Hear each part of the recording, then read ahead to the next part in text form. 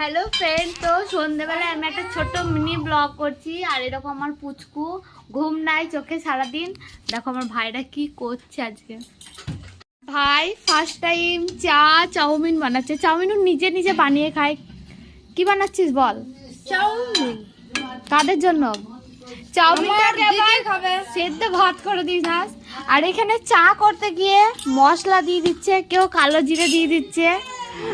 চলো ফাইনালি রান্না হওয়ার পর দেখাবো।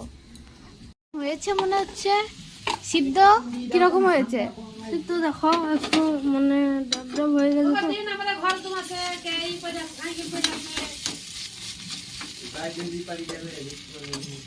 চাটা খাওয়া গেছে, ভিডিও করা হয়নি কারণ আমার পুচকু কান্না করছিল। তো ওনার পুচকু খুবই বদ। চলো খাওয়ার সময় দেখাবো। এরকম ফাইনালি চাউমিন খেতে ব্যস্ত।